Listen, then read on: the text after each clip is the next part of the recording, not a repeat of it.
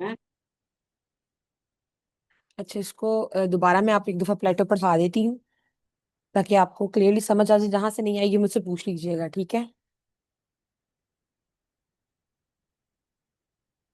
जब भी किसी फिलोसोफर को करते हैं ना अटेम्प्ट, तो आपने उस फिलोसोफर को उसका कॉन्टेक्स्ट याद करना होता है। कॉन्टेक्स्ट का मतलब होता है कि वो कहाँ पर पैदा हुआ है, उसकी डेथ कहाँ पे हुई है और कब हुई है, और वो किस तरह की फैमिली से बिलोंग करते हैं, और उसके कुछ इंपॉर्टेंट अगर टीचर्स हैं कि जो बहुत रिनाउंड टीचर्स हैं उनके बारे में पता होना चाहिए, या कुछ भी उसने कोई ऐसा कारनामा किया, ये सब चीज़ें आपके कॉन्टेक्स्ट में होती हैं, आपको पता होना चाहिए। हम सबसे पहले स्टार्ट करते हैं प्लेटो से। जो ग्रीक सिविलाइजेशन थी, ग्रीक सिविलाइजेशन, उस टाइम पे स्टेट्स का इतना कॉन्सेप्ट नहीं था। उसका एक सिटी था एथेंस, और ये एथेंस का रहने वाला प्लेटो है। मतलब बहुत बहुत पुराना प्लेटो सबसे पहले आप कह लें। और एथेंस से पहले कौन था? सोक्रेटिस। सोक्रेटिस जिसको सुकरात कहते हैं, ये कोई फिलोसोफर तो नहीं था, लेकिन इसकी बातें इस तरह की होती थी कि वो फिलोसोफर मानने पर इसको मजबूर कर दिया गया। इसने कोई किताब नहीं लिखी सोक्रेटिस ने, इस तरह बाकी सारे फिलोसोफर्स ने अपनी फिलोसफीज पेश की। इसने ऐसे अपनी कोई किताब नहीं लिखी। बस बाकी प्लेटो जो थे वो इसके स्टूडेंट थे, इससे बहुत ज़्यादा इंस्पायर हुए, और इंस्पायर होने के बाद इन्होंने, प्लेटो ने ही जो है अपने टीचर के ऊपर किताबें लिखी और अपने टीचर के मेथड को आगे बताया, लोगों को बढ़ाया कि मेरे टीचर इस तरीके से थे। तो ये सबसे पहले आप कहने के फिलोसोफर हैं, बहुत पुराने। एथेंस के अंदर पैदा हुए 427। ये स्मॉल सी का मतलब होता है अप्रोक्सीमेटली, और बीसी का मतलब है before Christ, before common era. तो ये हजरत ईसा अलैहिस्सलाम के पास पास जाएगा, इसीलिए ये ऊपर से नीचे की तरफ इसकी वैल्यूज आती हैं। तो 428 या 427 बीसीई के अंदर पैदा हुए एथेंस में। एथेंस जो था वो ग्रीक का एक शहर था, और इनकी डेथ हुई 348 या 347 बीसीई के अंदर। इनका जो ताल्लुक था वो एरिस्टोक्रेटिक एथनियन फैमिली से था। एरिस्टोक्रेटिक कहते हैं कि उस घर के जो लोग हैं वो बहुत, एक तो अमीर होते हैं, दूसरा वो पॉलिटिक्स में इन्वॉल्व होते हैं। जिस तरह हमारे जैसे एमएनएस एमपीएस के बच्चे होते हैं, हम कहते हैं कि वो एरिस्टोक्रेटिक फैमिली से बिलोंग करते हैं, या किसी पॉलिटिशियन से वो बिलोंग करते हो। तो इसका ताल्लुक भी जो था, वो इसकी फैमिली जो थी वो एरिस्टोक्रेटिक एथनियन फैमिली थी। उसका रीजन ये कि इसके फादर जो थे उनकी डेथ हो गई थी, और जो इसकी मदर थी उन्होंने दूसरी शादी की थी। जिसके साथ शादी की थी वो उस वक्त एथेंस के एम्बेसडर था। तो सो दैट्स वाई वो एरिस्टोक्रेटिक एथनियन फैमिली से बिलोंग करता था। प्लेटो ने प्लेटो ने जिस चीज का सामना किया वो हमारे पास प्लेपोनेजियन वॉर थी। दोबारा मैं फातिमा रिवाइज कर लेती हूँ। हमने आज अपनी स्टार्ट की है पॉलिटिकल साइंस पेपर 1। आपने, फातिमा ने और अस्मा ने और एक और फ्रेंड या एक और बच्ची है ज़ारा, आप तीनों की आज ही स्टार्ट हुई थी पोल साइंस। तो मैंने आप लोगों को इकट्ठी कर दी है ताकि मेरे लिए भी आसान हो क्लास लेना। रोज आप लोगों की इसी टाइम पर 11 से 12 या 11:30 से 12:30 क्लास हुआ करेगी। इसकी मैं रिकॉर्डिंग इसलिए सेंड नहीं किया करूंगी क्योंकि पॉलिटिकल साइंस थोड़ा सा स्टार्टिंग में ड्राई सब्जेक्ट है, आपको समझ नहीं आएगा। जब आपको आहिस्ता आहिस्ता समझ आना शुरू हो जाएगा, फिर उसके बाद आप लोग इजीली इसको टैकल कर लोगे सब्जेक्ट को। पॉलिटिकल साइंस जो पेपर 1 है, उस पेपर 1 के अंदर सबसे पहले आपने कवर करने होते हैं वेस्टर्न फिलोसफर्स। वेस्टर्न फिलोसफर में सबसे पहले फिलोसफर हैं प्लेटो। अब जब भी आप लोगों को पेपर में क्वेश्चन आएगा किसी भी फिलोसफर के ऊपर, पेपर में क्वेश्चन 20 मार्क्स का होता है, तो हमेशा 20 नंबर के सवाल के लिए दो कंपलसरी हेडिंग्स होती हैं। एक होता है कि आपने इंट्रोडक्शन लाजमी लिखना है, और दूसरा होता है कि आपने कंक्लूजन लाजमी लिखना है। इंट्रोडक्शन या कंक्लूजन लिखे बगैर गुजारा नहीं है। अब जो इंट्रोडक्शन होता है, जब हम बात करते हैं किसी, जब भी आपको कोई फिलोसोफर का क्वेश्चन आएगा, स्पेसिफिकली हम पॉलिटिकल साइंस की बात कर रहे हैं, पोल साइंस के अंदर जब भी आपको फिलोसोफर पे क्वेश्चन आएगा, तो इंट्रोडक्शन के बाद आपने एक हेडिंग ऐड करनी है कॉन्टेक्स्ट की, जो मैंने लिखी हुई है, बायोजियोग्राफिकली कॉन्टेक्स्ट, ऐसी ही आपने हेडिंग ऐड करनी है हर फिलोसोफर के ऊपर। उस कॉन्टेक्स्ट में आपने बताना होता है कि ये जो फिलोसोफर है, इसकी पैदाइश, डेथ, बैकग्राउंड, टीचर, स्टूडेंट, कुछ भी जो इंपॉर्टेंट उसकी जिंदगी के बारे में पॉइंट्स हों, वो आपने उस कॉन्टेक्स्ट में मेंशन करने होती हैं। आप चाहें तो कॉन्टेक्स्ट जिस तरह मैंने ये लिखा है, ये बुलेट्स की फॉर्म में ऐसे भी लिख सकते हैं, ऐसे ज्यादा अच्छा होगा। आप चाहें तो उसको एक पैराग्राफ की फॉर्म में भी लिख सकते हैं, लेकिन मैं सजेस्ट करती हूँ कि ऐसे आपने लिखना है, ऐसे जिस तरह मैंने ये पॉइंट्स है, born, died, background, teacher, student, इस तरीके से। तो हम इसके बारे में ये पढ़ें कि ये जो प्लेटो थे 428 या 427 बीसीई के अंदर एथेंस में पैदा हुए। ग्रीक, जो ग्रीक उस वक्त का यूनान था, उसका एक स्टेट थी एथेंस। और इनका जो ताल्लुक था प्लेटो का, वो एक एरिस्टोक्रेटिक फैमिली से था। एरिस्टोक्रेटिक का मतलब होता है कि जिसके फादर या जिसकी फैमिली एक तो अमीर हो, अमीर होने के साथ एलीट क्लास के साथ वो थोड़ा पॉलिटिकली इन्फ्लुएंस उनके ऊपर हो, मतलब वो पॉलिटिक्स के अंदर इन्वॉल्व हो। कोई एम्बेसडर है, कोई पॉलिटिशियन है, एमएनए है, एमपीए है, इस तरीके से वो एथेनियन फैमिली से बिलोंग करते थे। और प्लेटो ने एक एक चीज का सामना किया, वो थी पेलोपोनेसियन वॉर। अब बेसिकली पॉलिटिकल साइंस के अंदर हम क्या चीज पढ़ते हैं? हम पॉलिटिकल साइंस में यही पढ़ते हैं कि जो जो पॉलिटिकल स्ट्रक्चर है वो किसी भी कंट्री का या किसी भी स्टेट का कैसा होना चाहिए, किस तरह का निज़ाम हुकूमत होना चाहिए, या कैसा कौन कौन से पॉइंट्स होने चाहिए। ये बेसिकली सब अपने अपने जो फिलोसफर्स हैं वो अपना अपना तरीका एक्सप्लेन करते हैं। अब उस तरीके की कोई ना कोई वजह भी तो होती है ना, कि उसने वो तरीका क्यों पेश किया होता है। हम बात करते हैं पहले एक प्लेटो की। प्लेटो नहीं हुआ ये कि उस टाइम ये रहता था एथेंस के अंदर, और एथेंस के साथ ही एक सिटी था स्पार्टा। बेशक आप ये अपने साथ अपने रजिस्टर पे लिख लीजिएगा। एथेंस के साथ ही एक सिटी था स्पार्टा।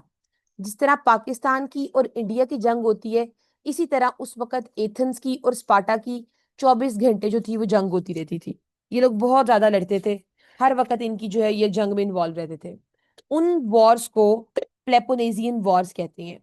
और उस वॉर का नतीजा ये था कि आपको पता है जब वॉर होती है, अभी जिस तरह पाकिस्तान इंडिया की एक वॉर थी तो किस तरह की सिचुएशन क्रिएट हो गई थी, खौफ लाइक की सिचुएशन थी, अमन नहीं था, सुकून नहीं था, क्योस था, लड़ाई थे, झगड़े थे।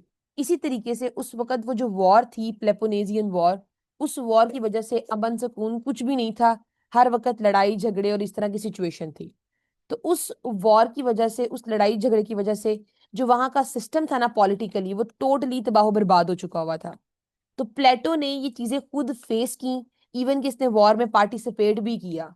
और क्योंकि इसकी फैमिली एरिस्टोक्रेटिक थी, तो इसकी फैमिली ने भी जो है वो पार्टिसिपेट किया। तो ये खुद उस चीज का इसने सामना किया, पेलोपोनेसियन वॉर का। तो इसीलिए ये बड़ा परेशान हुआ, और परेशान होकर इसने फिर अपना कॉन्सेप्ट दिया कि ये कैसी स्टेट है, ये एथेंस की हुकूमत कैसी है, ये खराब हुकूमत है। फिर इसने कॉन्सेप्ट दिया कि हुकूमत ऐसे नहीं होनी चाहिए, हुकूमत ऐसे होनी चाहिए जैसे मैं कहता हूँ। तो इसका हम आगे जाके पढ़ेंगे। दूसरा इंपॉर्टेंट पॉइंट है एग्जीक्यूशन ऑफ सोक्रेटिस।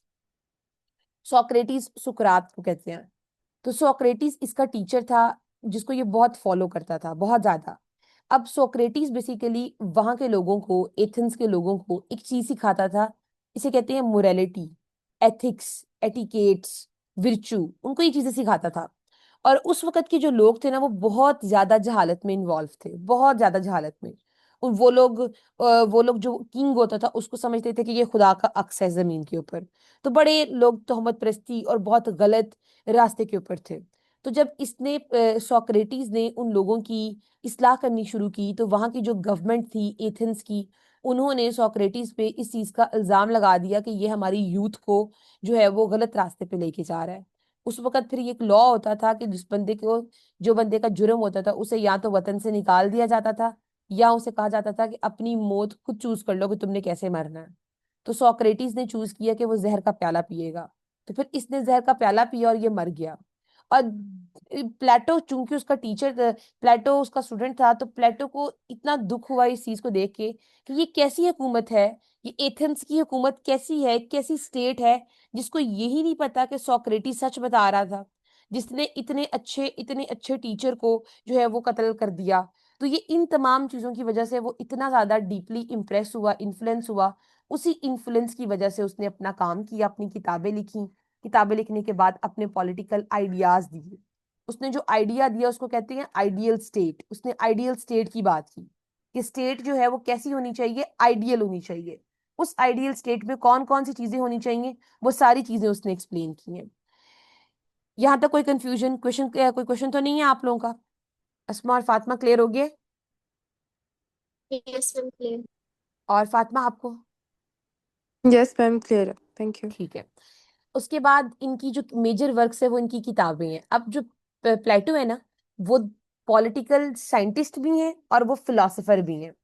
जब हम फिलोसोफर की बात करते हैं तो फिर कुछ फिलोसफीज होती हैं। फिलोसफीज जो थी ना इसकी, वो बहुत ही मतलब समझ ही ना समझ आने वाली फिलोसफीज है। जैसे मैं आप लोगों को एक एक पॉइंट इसका डिस्कस करती हूँ।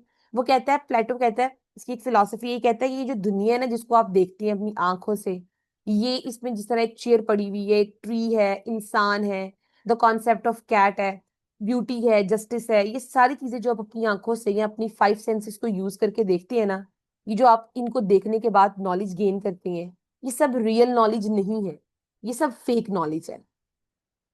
वो कहते हैं कि ये सब कॉपी पेस्ट नॉलेज है। अब कॉपी पेस्ट नॉलेज का क्या मतलब है? प्लेटो कहता है कि उसने खुद से इमेजिन किया हुआ है, उसने एक इमेजिन किया हुआ है एक वर्ल्ड, जिसको वो वर्ल्ड ऑफ आइडियाज कहता है, जिसको वो रियल वर्ल्ड कहता है। जिस तरह आप लोग अपनी आम जुबान में एग्जाम इमेजिन कर लो जन्नत, कि जन्नत में हर चीज है, पॉजिटिव हर चीज है, नेगेटिव कुछ नहीं है। तो उसने उस वक्त को इमेजिन किया हुआ था कि एक वर्ल्ड ऑफ आइडियाज, एक ऐसी वर्ल्ड जहां पर पॉजिटिविटी ही पॉजिटिविटी है, हर चीज है, अच्छे कॉन्सेप्ट्स हैं। अब कहता है कि ये जो दुनिया आप अपनी आंखों से देखते हो, इसको कहता है कि ये एक फिनोमिनल वर्ल्ड है। इसके अंदर हर वो चीज जो एग्जिस्ट करती है, वो आइडिया कहाँ से कॉपी हुआ है? रियल वर्ल्ड से कॉपी हुआ है। ये इसकी एक फिलॉसफी है। तो ये इस तरह के जो थॉट्स होते हैं इसको फिलोसफिकल थॉट्स कहते हैं। और जो स्टेट कैसी होनी चाहिए, वहां पर इंसाफ होना चाहिए कि नहीं होना चाहिए, रूलर कैसा होना चाहिए, कौन सी हुकूमत सबसे अच्छी होती है, डेमोक्रेसी अच्छी होती है या एरिस्टोक्रेसी अच्छी होती है, मोनार्की होनी चाहिए या कुछ और होना चाहिए, इस तरह के जो कॉन्सेप्ट्स होते हैं, इसे कहते हैं पॉलिटिकल साइंस की कॉन्सेप्ट्स। तो इसने अपनी जो किताबें लिखी हैं, ये इसके मेजर वर्क्स हैं। ये किताबें, इसकी बहुत सारी किताबें जो हैं, ये फिलोसफी के ऊपर भी हैं और पॉलिटिकल साइंस के ऊपर भी हैं। लेकिन आपने पॉलिटिकल साइंस के लिहाज से एक इस किताब का नाम याद रखना है, द रिपब्लिक्स। इसकी बहुत इंपॉर्टेंट किताब है, जिस किताब के अंदर इसने justice, ideal state, philosopher king, हम जो सब कुछ पढ़ने जाएंगे ना, वो इस किताब में ही इसने मेंशन किया हुआ है। एक आप लोगों ने किताब का नाम याद रखना है, दी लॉज। लॉज के अंदर भी इसने पॉलिटिकल थ्योरी ही दी है। बाकी सारी इसकी जो किताबें हैं वो सारी की सारी फिलोसफी के ऊपर है। तो वो हम तो भी फिलहाल पॉलिटिकल साइंस कर रहे हैं, आप लोग ये नाम स्किप भी कर देंगे तो मसला नहीं है। दो नाम आपने लाजमी याद रखने हैं, ये जो है वो रिपब्लिक और द लॉज। अब इसके कौन कौन से की फिलोसफिकल आइडियाज हैं, मतलब इसके टोटल आइडियाज कौन कौन से हैं, इसको हम लास्ट पे पढ़ेंगे, क्योंकि अभी जब मैं आप लोगों को डिटेल से आइडियाज करवा दूंगी ना, फिर खुद ब खुद समझ आ जाएगी। यहाँ तक सारा आपने स्किप करना है, डायरेक्ट आप यहाँ पे आए कि प्लेटो का सोक्रेटिस के साथ क्या क्या कंपैरिजन है, और एरिस्टोटल के साथ। जो सोक्रेटिस थे, प्लेटो जो था वो इसका स्टूडेंट था, और जो एरिस्टोटल था वो प्लेटो का स्टूडेंट था। और तीनों फिलोसोफर्स हैं, तीनों ही हमारे सिलेबस में ऐड है, सोक्रेटिस भी, प्लेटो भी और एरिस्टोटल भी। सबसे पहले बात करते हैं इनके मेथड की, कि जो इन्होंने मेथड दिया, वो अपना जो मेथड था इनका फिलोसफीज को पेश करने का या पॉलिटिकल कॉन्सेप्ट्स को पेश करने का, वो मेथड कैसा था? तो सोक्रेटिस का जो मेथड था वो डायलेक्टिकल मेथड था। प्लेटो ने भी डायलेक्टिकल मेथड ही इस्तेमाल किया। डायलेक्टिकल मेथड का मतलब ये होता है कि जिसमें आप डायलॉग्स करते हैं। फॉर एग्जाम्पल, मैं आपसे पूछती हूँ कि ब्यूटी क्या होती है। डायलेक्टिकल मेथड का मतलब है जिसमें आप डायलॉग करते हैं। मतलब मैं आपसे पूछती हूँ कि ब्यूटी क्या होती है, और आगे से आप कहती हैं कि ब्यूटी का मतलब है हर वो चीज जो आंखों को अच्छी लगे, दैट इज कॉल्ड ब्यूटी। और मेरा आपसे क्रॉस क्वेश्चन है कि फिर हम ऐसा क्यों कहते हैं कि ये जो गाना है वो हमारे कानों को अच्छा लग रहा है? तो फिर आप आगे से कहती हैं कि जी, ब्यूटी का मतलब सिर्फ ये नहीं है कि जो चीज आंखों को अच्छी लगे, बल्कि जो चीज कानों को भी अच्छी लगे वो भी ब्यूटी है। और फिर मेरा आपसे थर्ड क्रॉस क्वेश्चन ये है कि हमारी सोसाइटी में फॉर एग्जांपल अब्दुल सत्तार ईदी जो हैं, उन्होंने बहुत ज्यादा चैरिटी का काम किया, तो लोग क्यों कहते हैं कि वो दिल के खूबसूरत हैं? तो फिर आगे से आप अपनी डेफिनेशन को दोबारा रिवाइज करके कहती हैं कि यस, ब्यूटी का मतलब ये है कि हर वो चीज जो कानों को अच्छी लगे, आंखों को अच्छी लगे, और सिर्फ इस हद तक वो ब्यूटी नहीं रहती, बल्कि उसमें किरदार की, इखलाकियात की बेहतरी भी ब्यूटी के अंदर इंक्लूड होती है। इसे कहते हैं डायलेक्टिकल मेथड। मतलब मैंने आपसे क्वेश्चन किया, आपने मुझे आंसर दिया, फिर मैंने क्रॉस क्वेश्चन किया। इस तरह क्वेश्चन करते करते मैंने आपको एक चीज सिखा दी कि ब्यूटी जो आप कहती हो ना वो नहीं है, ब्यूटी ये है जो मैं कह रही हूँ। हालांकि ये बात मैंने आपको नहीं बताई कि ब्यूटी क्या है, आपने ही खुद बताई है। लेकिन मैंने आपका जो आइडिया है वो किस तरीके से क्लियर किया है? एक डायलॉग की फॉर्म में बार बार क्वेश्चंस करके। इस डायलेक्टिकल और क्वेश्चनिंग मेथड को सोक्रेटिक मेथड कहते हैं। और प्लेटो ने भी अपनी बुक्स के अंदर, अपनी फिलोसफीज के अंदर जो मेथड इस्तेमाल किया उसको डायलेक्टिकल क्वेश्चनिंग या डायलॉग मेथड कहते हैं। ये चीज क्लियर हुई है आप दोनों को कि डायलॉग मेथड क्या होता है और डायलेक्टिकल क्वेश्चनिंग क्या होती है? Yes, ma'am. All right. अब जो एरिस्टोटल था उसका मेथड क्या था? एरिस्टोटल को फादर ऑफ पॉलिटिकल साइंस कहा जाता है। पॉलिटिकल साइंस, जब हम साइंस की बात करती है ना, साइंटिफिक मेथड को अगर देखा जाए तो बायोलॉजिकल मेथड के अंदर हमारे पास कोई भी प्रॉब्लम अगर आती है तो सबसे पहले उसको आप अपनी आंखों से या अपनी फाइव सेंसेस को यूज करके चीजों को ऑब्जर्व करते हैं। ऑब्जर्व करने के बाद फिर आप कोई चीज डिडक्शन करते हैं, हाइपोथेसिस बनाते हैं, देन एक्सपेरिमेंट करते हैं, फिर उसको समराइज करते हैं, फिर उसको क्रॉस चेक भी करते हैं। ये आपकी एक साइंटिफिक अप्रोच होती है। इस तरह के मेथड को आप इंपेरिकल मेथड भी कहते हैं। अब जो एरिस्टोटल थे उन्होंने कहा कि जो प्लेटो बातें करता है वो सारी की सारी आइडियलिस्टिक बातें हैं। आइडियलिस्टिक का मतलब है कि वो सारी बातें लिखने की हद तक तो अच्छी हैं लेकिन उनको आप प्रैक्टिकल नहीं कर सकते। प्रैक्टिकल वो जीरो जीरो बातें हैं। तो एरिस्टोटल का जो मेथड था वो ऐसा मेथड था जिसके ऊपर आप बकायदा एक्सपेरिमेंट भी परफॉर्म कर सकते हो। इसीलिए उसका जो मेथड था वो इंपेरिकल ऑब्जर्वेशन वाला मेथड था, लॉजिकल मेथड था। हर बात के अंदर एक लॉजिक था, हवा में तीर नहीं था। इसीलिए कहते हैं कि सोक्रेटिस जो थे या जो प्लेटो थे उनकी जो थ्योरीज थी वो स्केप्टिकल थी, उनमें शक था, वो आइडियलिस्टिक थी, उनके अंदर रियलिटी नहीं थी। लेकिन जो एरिस्टोटल है उसकी जो थ्योरीज थी वो रियलिस्टिक थी, वो रियलिस्टिक ग्राउंड के ऊपर थी, उनको आप उनके ऊपर एक्सपेरिमेंट्स परफॉर्म कर सकते हैं। सोक्रेटिस ने स्पेशली वो उस वक्त की जो एथेंस की एथनियन डेमोक्रेसी थी उसको इसने क्रिटिसाइज किया। प्लेटो ने फिलोसोफर किंग की बात की, अभी आज पढ़ेंगे क्या होता है। और एरिस्टोटल ने आगे से गवर्नमेंट की बात की, ये गवर्नमेंट कैसी होनी चाहिए। यहां तक ये सारे का सारा अभी तक कॉन्टेक्स्ट था, कोई भी कॉन्सेप्ट भी स्टार्ट नहीं किया हमने। सारा क्लियर है आपको कॉन्टेक्स्ट में क्या क्या पढ़ना है क्या क्या छोड़ना है? Yes, अ, ma'am. और अस्मा आपको भी क्लियर हो गया आप यहाँ से? Yes ma'am clear. ठीक है। अब इसका हम कॉन्सेप्ट नंबर 1 स्टार्ट करते हैं प्लेटो का, जो कि आप लोगों को पेपर में क्वेश्चन आएगा। कॉन्सेप्ट ये है, इसका सबसे मशहूर कॉन्सेप्ट है ट्राईपार्टेट कॉन्सेप्ट ऑफ सोल। आप लोगों ने ना जो पॉलिटिकल साइंस होती है उसको हमेशा, जिस तरह आप लोगों ने सुना होगा कि फैक्ट बुक होती है, फैक्ट बुक होती है एक। जब हम अब जिस तरह फॉर एग्जांपल मैंने 2025 के अंदर पोल साइंस और फिलोसफी अपनी सब्जेक्ट एज अ ऑप्ट किया ना, तो पोल साइंस और फिलोसफी को ऑप्ट करने का मकसद क्या होता है? आपने सुना होगा कि ऐसे अटेम्प्ट करना चाहिए जिसमें लिटरेरी राइटिंग्स हो, एब्स्ट्रैक्ट राइटिंग्स हो, बहुत फोकस करते हैं।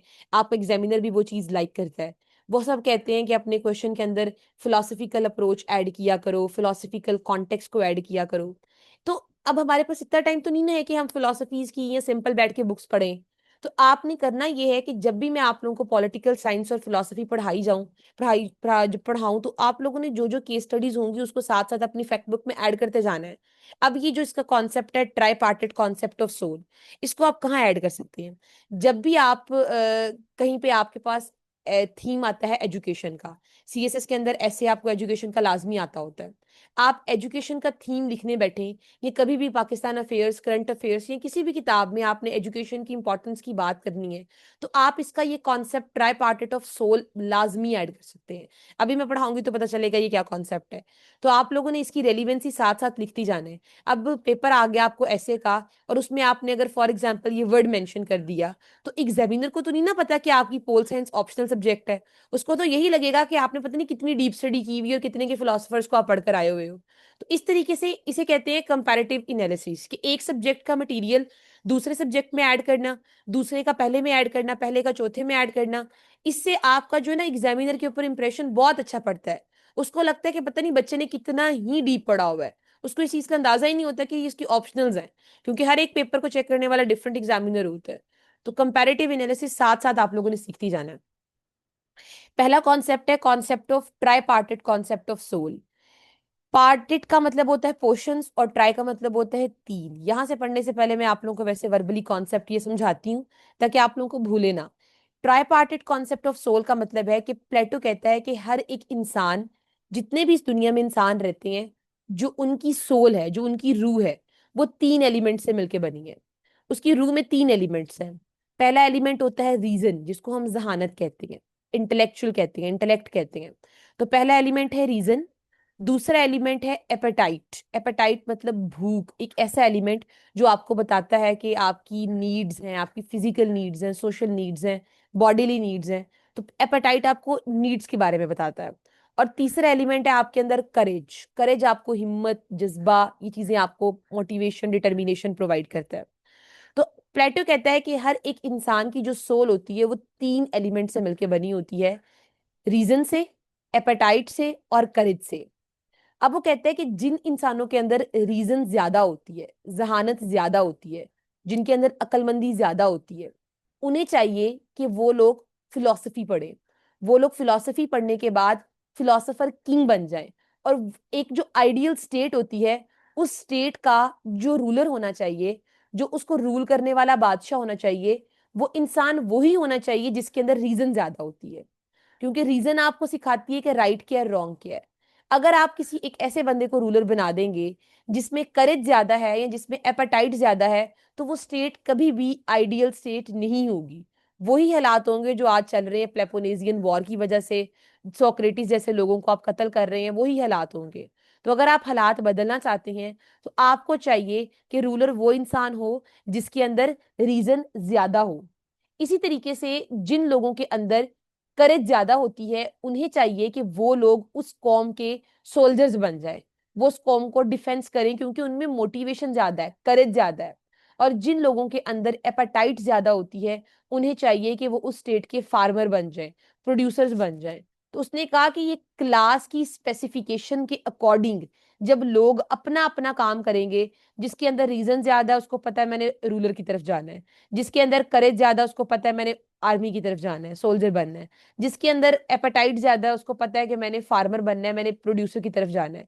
तो जब सब लोग अपना अपना काम अपनी स्पेशलाइजेशन के अकॉर्डिंग करेंगे, तो वो स्टेट आइडियल स्टेट होगी।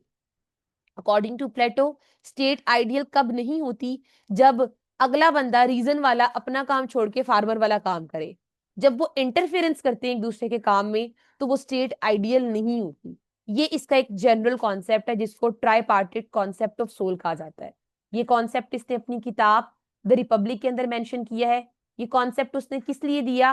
ताकि वो इंसान की इंडिविजुअल साइकोलॉजी को रीड कर सके और उसको एक्सप्लेन कर सके और आपको बता सके कि जो सोसाइटी होती है उसकी जो आइडियल स्ट्रक्चर है वो कैसी होनी चाहिए। कॉन्सेप्ट क्लियर हुआ आप लोगों को वैसे वर्बली कि क्या है ये tripartite concept of soul? Yes yes ma'am. Ma'am. Good. मेरा एक क्वेश्चन था जी जी। मैम, बाकी सब समझ में आ गए। जो सुकरात था वो जैसे हम्म। वो क्या प्रीच कर रहे थे? उस वक्त वो एथिक्स, एथिक्स होती है मोरालिटी। मैं आपको बता रही हूँ ना कि उधर के जो लोग थे एथिक्स, ओके। एथिक्स को टीच कर रहे थे। उधर के जो लोग थे उस वक्त ना उनके अंदर इखलाकियात नहीं थी। ठीक है। इखलाकियात से मुराद है कि जिस तरह हमारा दीन कहता है अच्छाई बुराई, ये चीज उनके अंदर नहीं थी। हलाल हराम का कॉन्सेप्ट नहीं था। वो लोग अपने जो रूलर होता था उसको समझते थे कि ये गॉड का अक्स है, ये एक और चाहे वो गलत बोल रहा है वो सही बोल रहा है रूलर, वो उसको ब्लाइंडली फॉलो करते थे। तो ये चीजें उनके अंदर नहीं थी। तो सोक्रेटिस उनकी इस तरीके से इस्लाह कर रहा था। Okay ma'am. जी। अच्छा, ये हमारे पास अब एक टेबल है, इस टेबल को आपने ध्यान से याद करना है।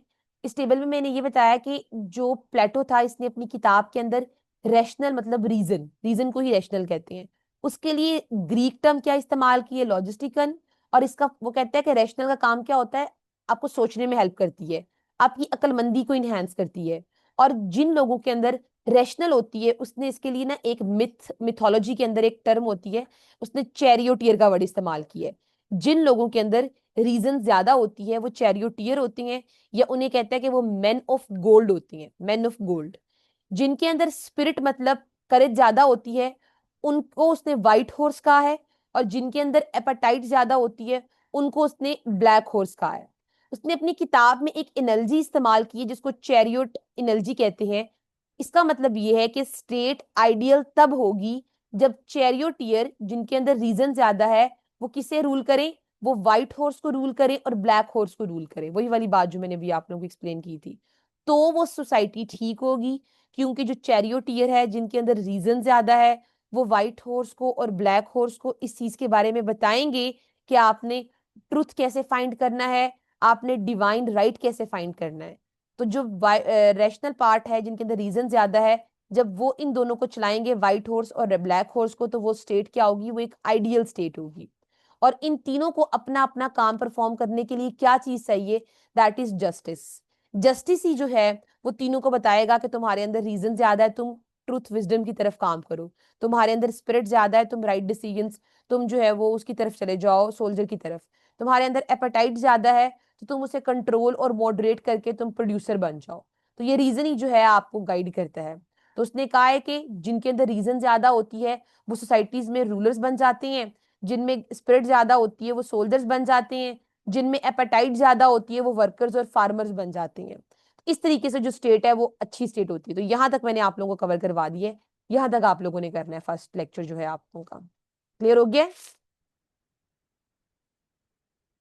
Yes ma'am. यस जी तो मैम। अब कंफ्यू जब जी जी